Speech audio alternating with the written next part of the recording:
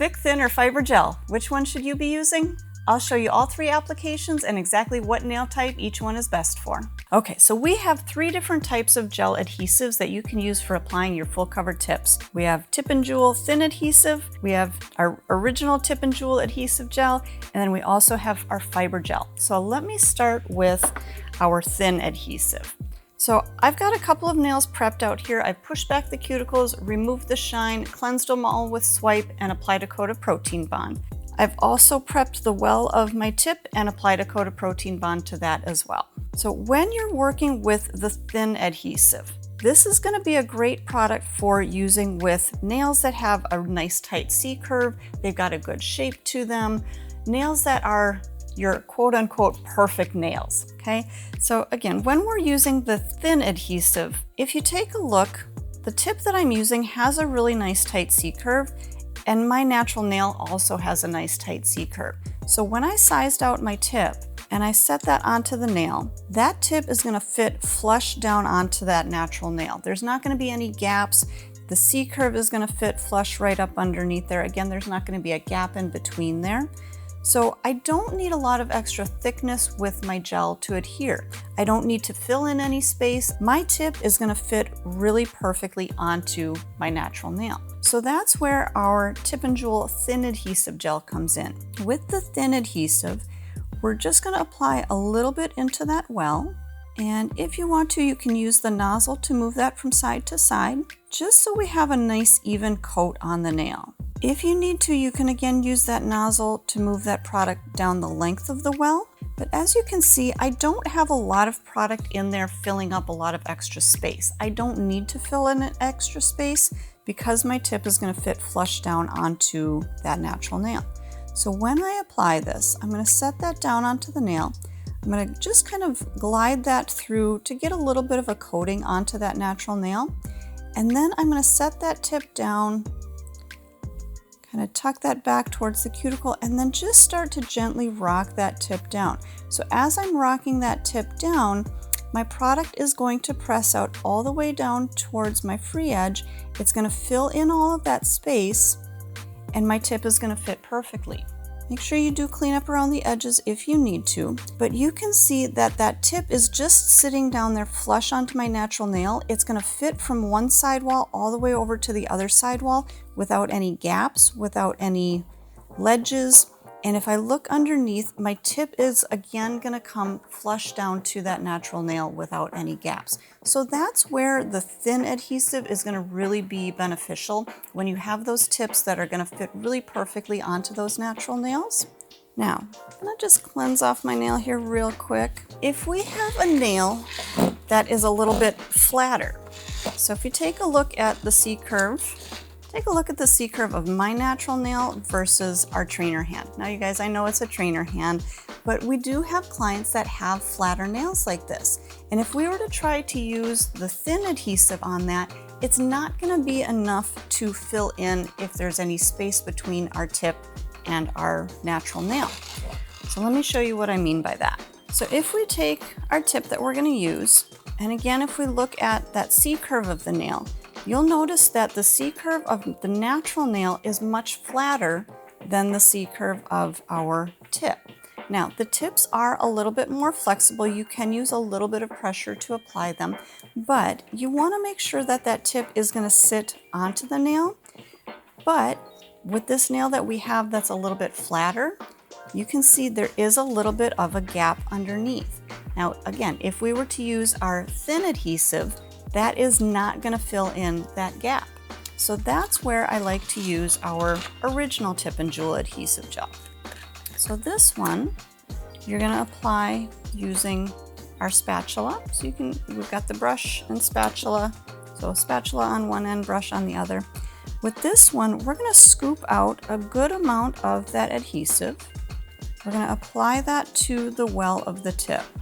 So press that down into the well, keeping that in the well. I'm going to use the spatula to bring that out from side to side and basically filling in that well. And I have a good amount in there because I do want to fill in that extra space underneath the tip. So with this one, when I set this down, I'm going to touch that down to the nail, slide that back, and you're going to start to see that product adhere all the way down towards the free edge, filling in that extra space.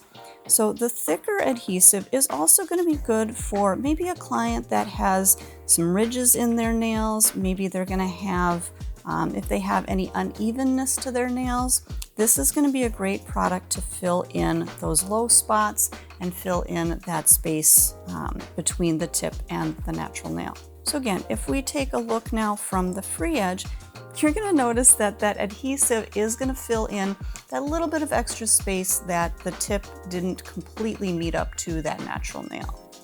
So our third application is going to be with our fiber gel. Now this is going to be a little bit different.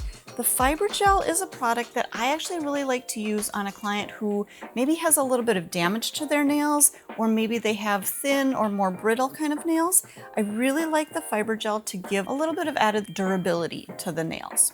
So what we're going to start with, I've got my tip sized out here already, and I have customized this a little bit around the cuticle area, but that is going to fit right onto the nail.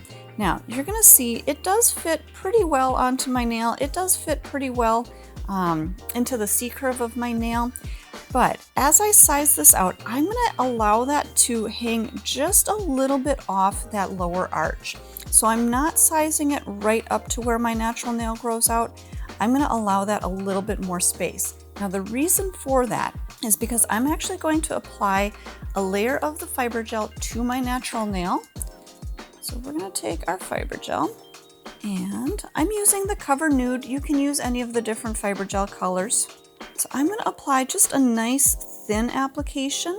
I don't need much, but this first layer is going to just be kind of my base layer, just to again add a little bit more durability to our natural nail if it is thin, weak, brittle, or damaged. So we're going to go ahead and cure that for at least 30 seconds. Okay, so now that I've got that base layer on, I've got a little bit more structure, I've got a little more support. Also, if you have a client that maybe has a little bit of kind of wavers to their nails, that's also going to fill those in. Now, I'm going to use my fiber gel to adhere my tip. Again, having that extra layer of the fiber gel is going to give my next layer a little bit more, it's going to give it a little bit more to adhere to. So again, we're going to grab our fiber gel. And what I like to do is I like to just scrape that gel right off on the edge there. I think we'll take just a little bit more. So that way I can see a little bit better of how much I'm applying. Then I'll use that brush and just start to spread and move that through the well. Again, getting a nice thin, even coating.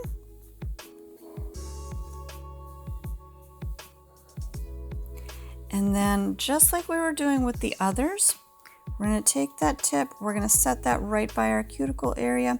Again, I still like to give it just a little bit of a pull through to just add a little bit of that gel onto the nail. Set that down, we'll rock that down, and this is going to adhere to that first layer of the fiber gel that's on there. Oops. So if you saw, what happened was I kind of let go of my tip. And the reason for that is I forgot that I want to have my touch cure light here. I always want to have that touch cure light available when I'm freezing my gels or freezing my tips into place. So that way, if I do need to cure that right away, I don't have to let go, because you'll notice that that tip did kind of move. So something a little bit different with our thick gel and our thin gel. Your tips are going to really stay in place a little bit better, whereas when you're using the fiber gel, it is a little bit of a thinner viscosity. So if you let go, that tip is going to move a little bit.